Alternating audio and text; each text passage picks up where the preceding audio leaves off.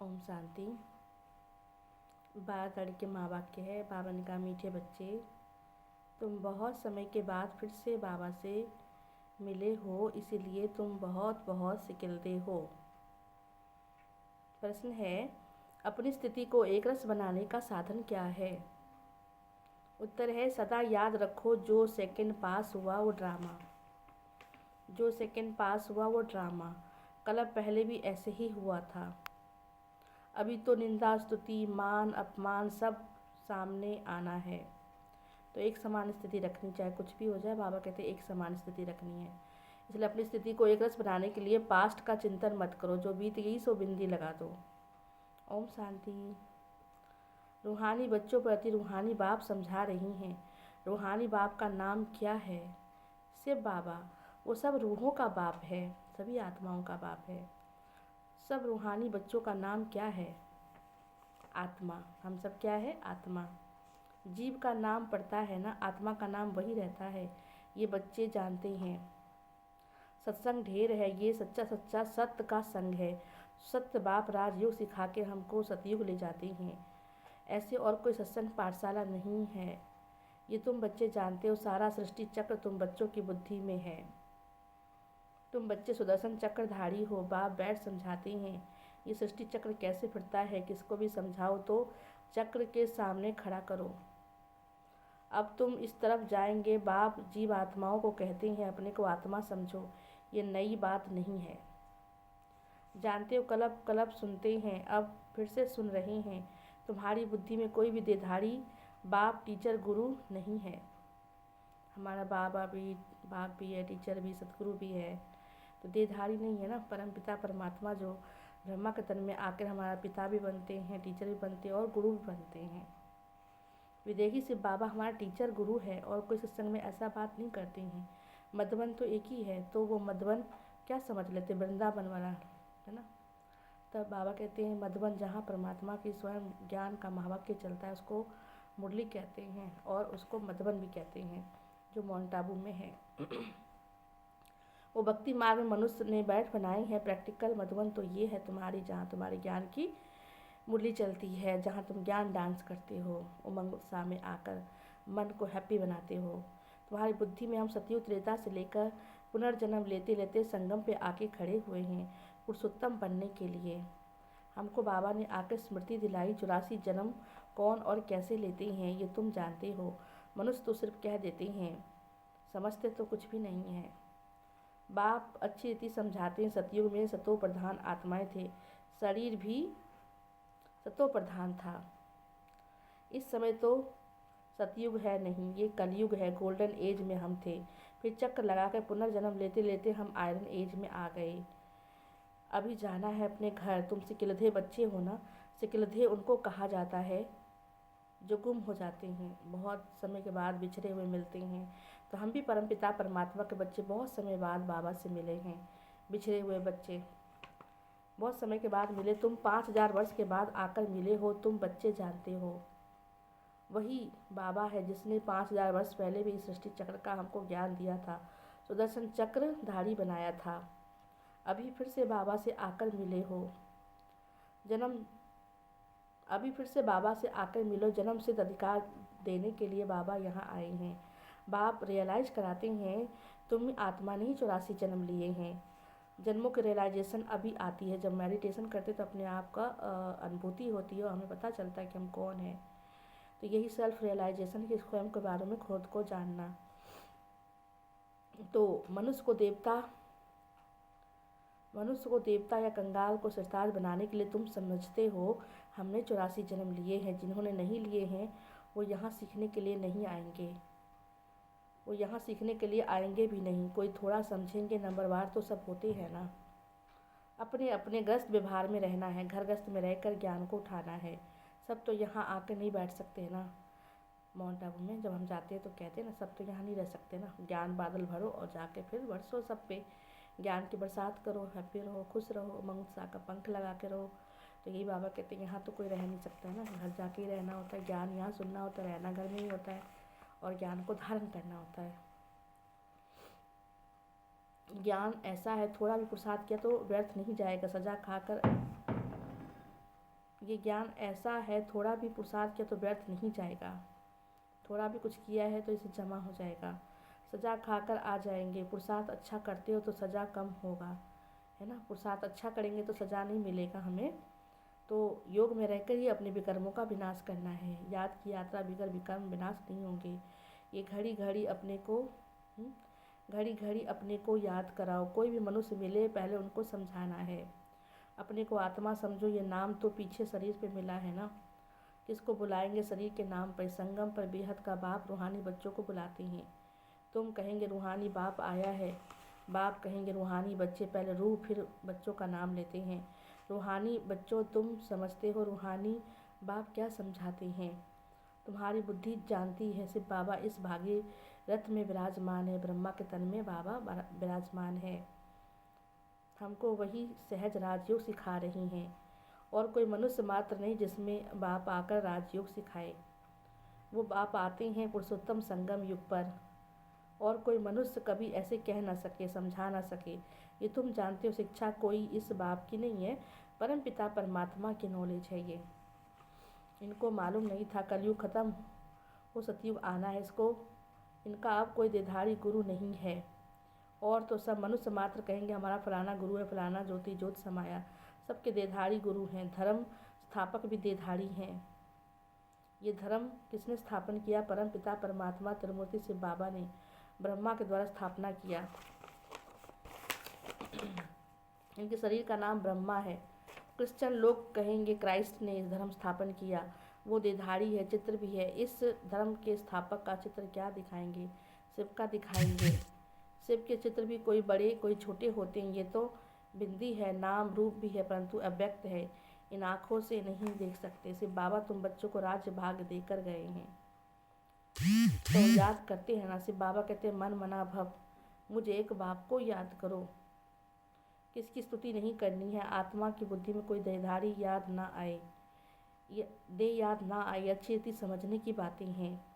हमको सिर्फ बाबा पढ़ाते सारा दिन रिपीट करना है। जो भी ज्ञान सुनो उसको मन बुद्धि में बार बार रिपीट करो। सिर्फ भगवानो वाच। पहले पहले तो अल्फ को समझना पड़े। ये पक्का नहीं किया तो बताई तो कुछ भी बुद्धि में नहीं बैठेगा। तो पहले अल्फ माना परमात्मा के बारे में बताइए, उसके बाद उनके वर्षे के बारे में, परमात्मा से प्राप्ति क्या होती है। कोई कह देते हैं बात तो राइट है, कोई कहते हैं इसमें तो टाइम चाहिए, कोई कहते हैं विचार करेंगे। तरह तरह के लोग होते हैं ना, किस्म किस्म के आते हैं। नई बात है ना, परम पिता परमात्मा सिर्फ आत्माओं को बैठ पढ़ाते हैं। कोई कहते हैं क्या, बाबा कहते हैं क्या करें जो मनुष्यों को समझ में आ जाए। बाबा भी सोचते हैं क्या करें कि बच्चों को अच्छे से समझ में आ जाए। ज्ञान सागर तो ज़रूर कभी ज्ञान सुनाया, तभी तो उनका नाम क्या पड़ा, ज्ञान का सागर। ऐसे कहेंगे। कोई बहुत पढ़ते हैं, कहा जाता है ये बहुत वेद शास्त्र पढ़े हैं, इसलिए शास्त्री अर्थात विद्वान कहा जाता है। बाप को ज्ञान का सागर अथॉरिटी कहा जाता है, ज़रूर होकर गए हैं। पहले तो पूछना चाहिए अभी कलयुग है या सतयुग, नई दुनिया है या पुरानी दुनिया। एम ऑब्जेक्ट तुम्हारे सामने खड़ा है। लक्ष्मी नारायण अगर होते तो उन्हों का राज्य होता। ये पुरानी दुनिया कंगाल पना ही नहीं होता। अभी तो सिर्फ चित्र रह गए हैं। मंदिर में मॉडल्स दिखाते हैं, नहीं तो उन्हों के महल बगीचे आदि कितने बड़े बड़े होंगे। सिर्फ मंदिर में थोड़ी रहते होंगे। प्रेसिडेंट का मकान कितना बड़ा होता है, तो देवी देवताओं के महल भी कितने बड़े होंगे। महलों में रहते होंगे, बहुत जगह होती वहाँ रहने की बात ही नहीं। सदैव फुलवारी रहती है, कांटे तो वहाँ बाबा कहते होते ही नहीं है ना। वो बगीचा है, फूलों का बगीचा, जहाँ सुख मिलता है। वहाँ तो लकड़ियाँ आदि जलाते ही नहीं होंगे। लकड़ियाँ से तो धुआं होता है ना, तो आंखें दर्द होती है। तो बाबा कहते ऐसा नहीं होगा, धुआं होता है तो दुख फील होता है। वहाँ तो बहुत थोड़े टुकड़े में रहते हैं, पीछे वृद्धि को पाते हैं। बहुत अच्छे अच्छे बगीचे होंगे, खुशबू आती रहेगी। यहाँ तो बगीचे में जाओ तो खुशबू भी नहीं आती। बाबा कहते वहाँ बगीचे में जाएंगे तो खुशबू आएगी, नेचुरल खुशबू आएगी कि बगीचे की फीलिंग आती है। जंगल होगा ही नहीं, अभी फीलिंग आती है। देखते तो हैं, तुम ध्यान में जाके कई बार महल भी देख कर आए हो। वहाँ वहाँ यहाँ बना नहीं सकते ना, वहाँ तो यहाँ बना नहीं सकते ना। साक्षात्कार हुआ फिर गुम हो जाता है। साक्षात्कार किया है ना, राजाएं प्रिंस प्रिंसेस होंगे, बहुत रमणीक स्वर्ग होगा। तभी तो लोग कहते हैं स्वर्ग का नाम सुनकर आँख में कहता है बस जाएं, और मुख मीठा भी हो जाता है। स्वर्ग का नाम कहते मुख मीठा हो गया तो बहुत रमणीक स्वर्ग होगा। जैसे यहाँ मैसूर आदि रमणीक है, ऐसे बहुत अच्छी हवाएं लगती है, सदाबहार मौसम, फ्रेश मौसम, पानी के झरने बहते रहते हैं। आत्मा समझती है हम अच्छी अच्छी चीज़ें बनाएं। आत्मा को स्वर्ग तो याद आता होगा ना, तो सुख भोगा है तो स्वर्ग याद आता होगा ना। तो बच्चों को रियलाइज होता है क्या क्या होगा, कहाँ हम रहते होंगे, इस समय स्मृति रहती है। चित्रों को देखो तुमको बहुत खुशी होती है। कहीं कहीं के फ़ोटो देखते तो कितने खुश हो जाते हैं ना, ऐसे स्वर्ग सोचते हैं तो मन खुश हो जाता है। तो वहाँ तो जाने वाले, तो आप बच्चों को कितनी खुशी होनी चाहिए। चित्रों को देखो तुम कितने खुश नसीब हो। दुख की कोई बात नहीं होती। हम स्वर्ग में थे, नीचे उतरे, अब फिर स्वर्ग में जाना है। कैसे जाएं? रस्सी में लटक कर जाएंगे क्या? हम आत्माएं रहने वाली शांति धाम की है ना, तो पुरुषार्थ करेंगे तो घर जाएंगे, फिर नई दुनिया में आएंगे। बाप ने स्मृति दिलाई, अब तुम फिर देवता बन रहे हो, दूसरों को भी बना रहे हो। कितने घर बैठे भी बाबा का साक्षात्कार करती हैं। बंधेलियाँ जो बाबा को कभी देखा भी नहीं है, तो भी कितने दिल से प्यार से बाबा को याद करती हैं, है ना। किसी का तो बंधन है, किसी को तो कोई बंधन नहीं है, मन का ही बंधन है, उसी में बंधे हुए हैं, है ना। तो बाबा के छुटेले जितना याद नहीं करते, जितना बंधेले याद करते हैं, क्योंकि दिल से, जिगर से, प्यार से याद करते हैं। उनकी याद बाबा तक पहुंचती है। तो बाबा ने कहा कैसे आत्मा को उछल आती है, अपना घर नज़दीक आने से आत्मा को खुशी होती है। समझते हैं बाबा हमको ज्ञान देकर श्रृंगार करने आई हैं। आखिर एक दिन अखबारों में पड़ेगा। अभी तो स्तुति, निंदा, मान, अपमान सब सामने आता है। जानते कल पहले भी ऐसे हुआ था। जो सेकंड पास हो गया उसका चिंतन बाबा कहते नहीं करना है। जो बीत गया उसका चिंतन नहीं करना है। तो बाबा ने कहा जो बीता सो बिंदी लगा दो, है ना, सोचने की क्या जरूरत है। तो बाबा कहते हैं पुरुषार्थ करना है। हंगामा जो हुआ था सो हो गया, नाम तो हो गया, फिर भी रिस्पॉन्ड करते हैं। कोई पढ़ते हैं, कोई नहीं भी पढ़ते हैं, कहते फुर्सत नहीं है और कामों में लगे रहते हैं। अभी तुम्हारी बुद्धि में है बेहद का बड़ा ड्रामा है। टिक टिक चलती रहती है, चक्र फिरता रहता है। एक सेकंड जो पास हुआ वो भी ड्रामा, जो बीत गया सो ड्रामा। पर आगे के लिए तो पुरुषार्थ करना है ना, उसमें ड्रामा कह के बैठ नहीं जाना है कि चलो ड्रामा में होगा तो कर लेंगे। तो जो हो गया सेकंड बाद आता है ख्याल ये भूल हो गई, ड्रामा में नूंद है। कल पहले भी ऐसे ही भूल हुई थी, पास्ट हो गया ना, फिर आगे के लिए नहीं करेंगे, पुरुषार्थ करते रहेंगे। तुमको समझाया जाता है घड़ी घड़ी तुम भूल क्यों जाते हो, घड़ी घड़ी ये भूल अच्छी नहीं है। तो हर समय भूल करेंगे तो बाबा कितना माफ़ करेंगे। ये कर्म अच्छा नहीं है, दिल खाता है हमने ये ख़राब काम किया है। बाप समझाने देते हैं ऐसे नहीं करो, किसको भी दुख नहीं देना है। दुख देंगे तो कहते हैं दुखी होके ख़त्म होंगे, इसलिए किसी को भी दुख नहीं देना है। मना की जाती है, बाप बतला देते हैं ये काम नहीं करना। बिगर पूछे चीज़ उठाया, ये भी चोरी हुई ना। बिगर पूछे चीज़ उठा के ले लिया तो ये भी चोरी होती है। बिना पूछे कुछ सोचते बेकार पड़ी है, लेकिन नहीं, जो कक का चोर सो लक का चोर, इसलिए कभी भी ऐसा कोई काम नहीं करना है। तो ऐसे काम मत करो, करवा मत बोलो। आजकल दुनिया में देखो कैसे हैं, आजकल दुनिया में देखो कितना कड़वा बोल देते हैं, उल्टा सुल्टा बोल देते हैं, है ना। तो कहते यही जीभ, यही मुख जो है तख्त पे भी चढ़ाती है और यही तख्त पे भी चढ़ा देती है। इसलिए मीठा बोलो, कम बोलो, अच्छा बोलो, है ना, धीरे बोलो। इसलिए बाबा कहते हैं कोई नौकर पे गुस्सा किया तो दुश्मनी करने लग पड़ते हैं। उल्टा सुल्टा बोल दिया तो कई बार दुश्मन बन पड़ते हैं कि देखो ये कितना डांटते हैं हमको। वहाँ तो शेर बकरी आपस में खीर खंड होकर रहते हैं, चीर खंड होकर रहते हैं, लून पानी नहीं होते, लड़ते झगड़ते नहीं हैं। बाप बच्चों को भी बाप बच्चा भी लून पानी हो जाते हैं तो लड़ पड़ते हैं।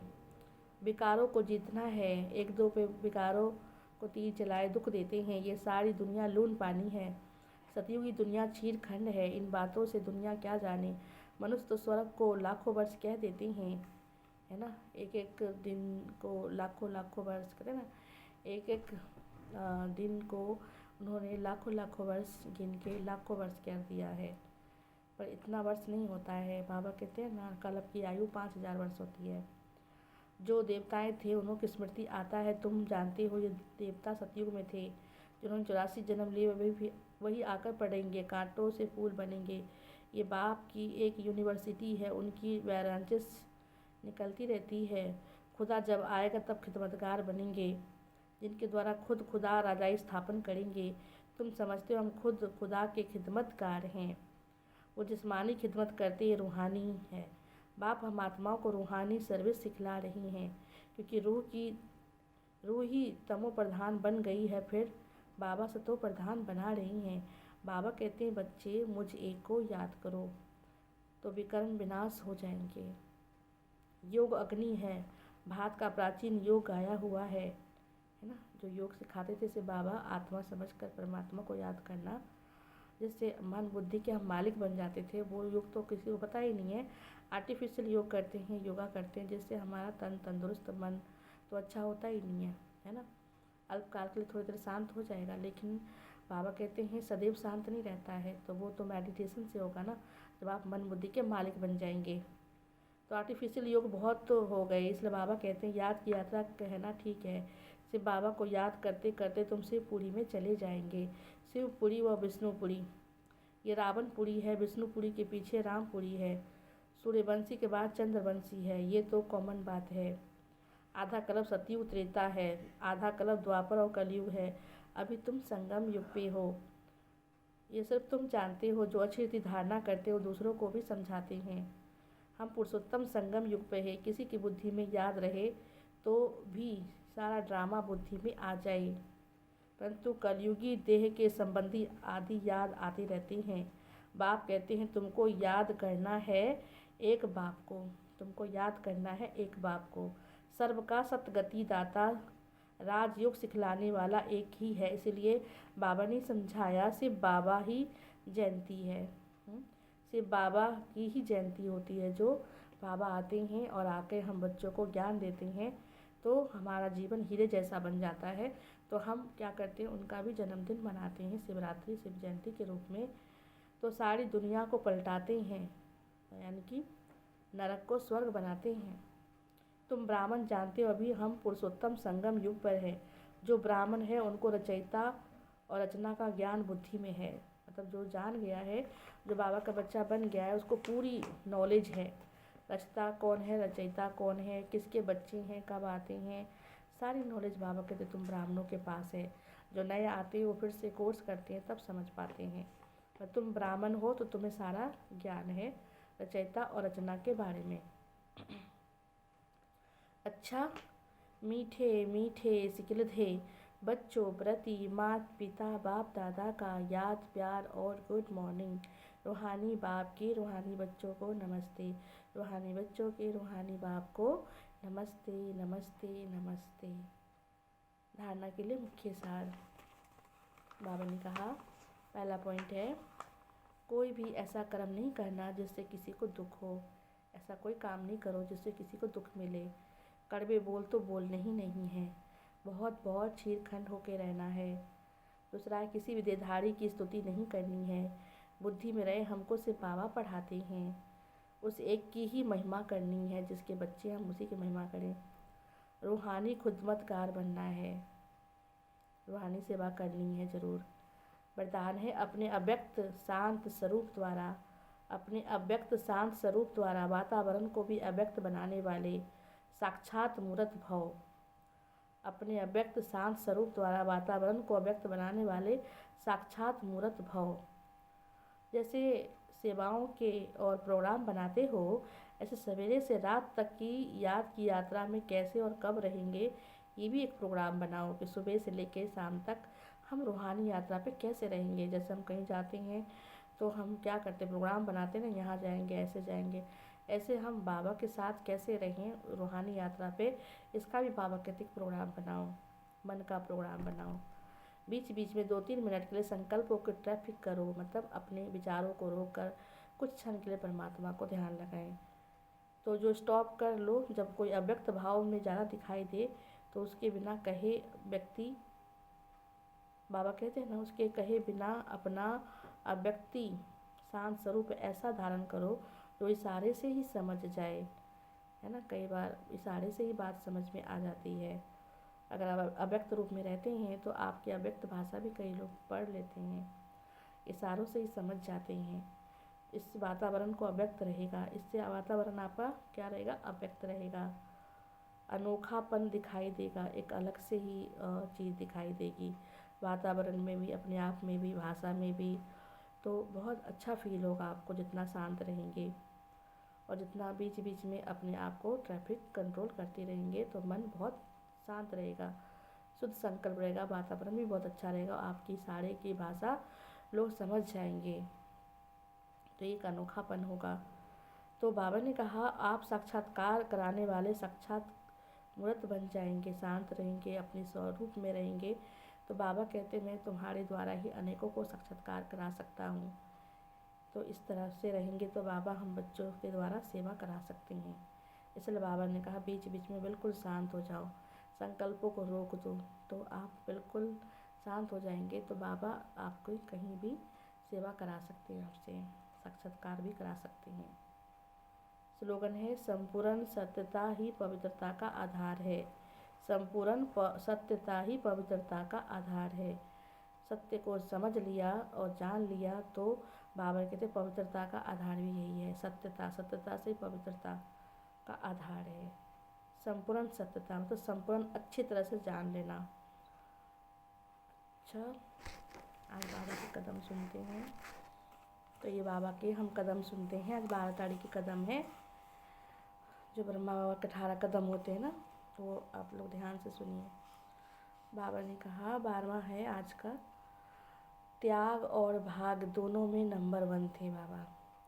जैसे ब्रह्मा बाप आदि में स्थापना के कार्य प्रति साकार रूप में निमित्त बने, अल्प की तार आई तो सेवा अर्थ सर्वस्व त्याग मूर्त बने।